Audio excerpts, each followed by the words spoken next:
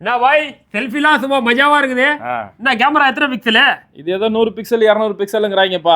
ஆமா, இந்த பிக்சல்னு தான் இந்த நக்கல் மேட்டர் ஞாபகம் வருது. இந்த அமித்ஷா கூட இப்ப சொன்னாரு, இந்திய கூட்டணி சார்பா அந்த துணை ஜனாதிபதி வேட்பாளர் நிக்க வச்சிருக்காங்களே முன்னாள் நீதிபதி சுதர்சன ரெட்டி, அவர் ஏதோ நக்சல் ஆதரவு வளராம நக்சலுக்கு ஆதரவா தீர்ப்புலாம் கொடுத்துருக்காராமப்பா.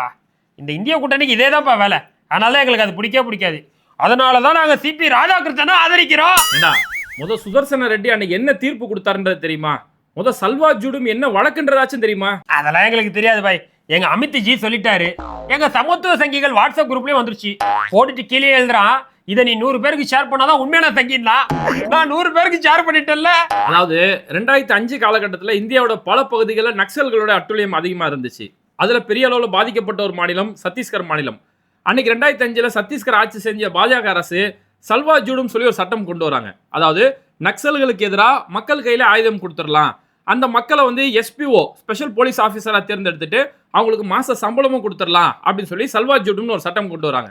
இதுல எதிர்ப்பேற்பட்ட பாதிப்பு ஏற்படுதுன்னா இந்த ஆயுதங்களை கையில வாங்கின அந்த மக்கள் என்ன பண்றாங்க, இவங்க யாரெல்லாம் சந்தேகப்படுறாங்களோ அந்த பழங்குடியின மக்கள் மேல போய் தாக்குதல் நடத்துறது, அவங்களோட வீடை போய் கொளுத்துறது, பாலியல் ரீதியான வன்முறையில் ஈடுபடுறதுன்னு சொல்லி மிகப்பெரிய அராஜகம் அன்னைக்கு நடந்துட்டு இருந்துச்சு.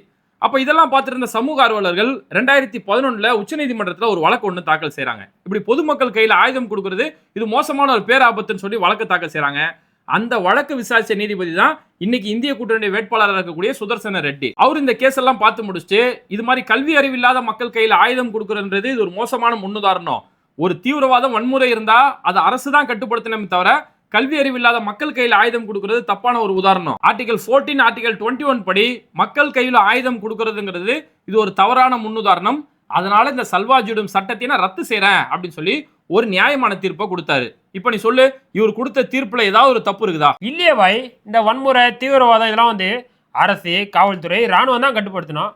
அதை விட்டுட்டு மக்கள் கையில ஆயுதத்தை கொடுக்கறதுன்றது டூ மச் முட்டாள்தனம் இல்லையா? இப்படி நியாயமா தீர்ப்பு கொடுத்த அந்த நீதிபதியை பார்த்து தான் இன்னைக்கு அமித்ஷா சொல்றாரு, இவர் நக்சல் ஆதரவாளர், நக்சல்களுக்கு ஆதரவா தீர்ப்பு கொடுத்தாருன்னு சொல்லி சொல்றாரு. இது பாஜகவுக்கு எப்பவுமே இந்த தேர்தல் பயம் அவங்களுக்கு எப்பவுமே வந்துடும். நாடாளுமன்ற தேர்தல் நேரத்துல மோடி சொன்னாரு, நீங்க காங்கிரஸ் ஓட்டு போட்டீங்கன்னா இந்துக்களுடைய தாலியை பறிச்சு முஸ்லீம்கள்ட்ட கொடுத்துருவாங்க அப்படின்னு சொல்லி ஒரு அவதூறு பிரச்சாரம் பண்ணாங்க இல்லையா? அதே மாதிரிதான் இன்னைக்கு அமித்ஷா அந்த தேர்தல் பயத்துல நீதிபதியோட தீர்ப்புக்கு மட்டும் இல்ல, நீதிபதிக்கே உள்நோக்கம் கற்பிக்கிறாரு. யோ, என்னையா இது? நியாயமான தீர்ப்பை கொடுத்தா அவங்கள பார்த்து நக்சலு பிக்சலுங்கிறாங்க. இவங்களுக்கு ஆதரவா பாபர் மசூதி மாதிரியான தீர்ப்புகளை கொடுத்தா அந்த நீதிபதிகளுக்கு எம்பி பதவியும் ஆளுநர் பதவியும் கொடுத்து அழகு பாக்குறாங்க. மைண்ட் வாய்ஸ் நடிச்சு தத்தமா பேசிட்டேன்னு இப்ப என்னைய பார்த்து ஆட்டி இண்டியன் வாங்கல போல பாரத மாதாக்கிய